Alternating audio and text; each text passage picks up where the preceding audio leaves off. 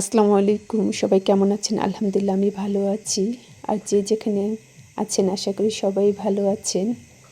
আজ আমি মুড়ি দিয়ে একটা মজাদার নাস্তার রেসিপি তৈরি করব। সেই রেসিপিটা দেখাতে চলে আসলাম। আশা করি আপনাদের ভালো লাগবে। এখানে 1 বাটি মুড়ি নিয়েছি। ডিমের সাথে মুড়িটা ভালোভাবে মেখে নিচ্ছি। এখানে 1টা ডিম দিয়েছি। এখানে 2টা ডিম দিলে এটার স্বাদ আরও দ্বিগুণ বেড়ে যেত।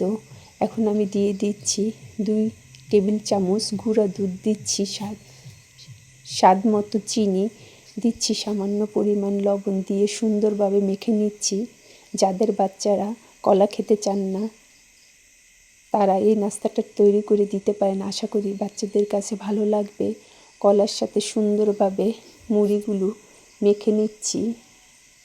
কলার ঘ্রাণটা যেন না বোঝা যায় তার জন্য ভ্যানিলা এসেন্স 1 চামচ দিয়ে দিচ্ছি।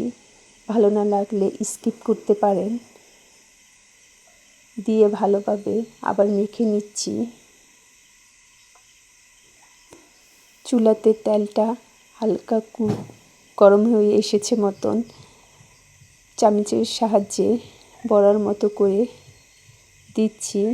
চুলাটা অবশ্যই লো আঁচে রেখে এটা ভাজতে হবে। বাচ্চাদের টিফিন কিংবা বিকেলের নাস্তায় তৈরি করে দিতে পারেন। অল্প সময়ে ঝটপট এবং পুষ্টিকর খাবার হবে। কোনো নতুন আপু কিংবা ভাইয়ারা আমার ভিডিওটা যদি দেখে থাকেন এবং আপনাদের কাছে ভালো লাগে আশা করি আমার পরিবারে যুক্ত হবেন আর কমেন্টে জানিয়ে যাবেন। আমি আপনাদের পরিবার থেকে ঘুরে আসব।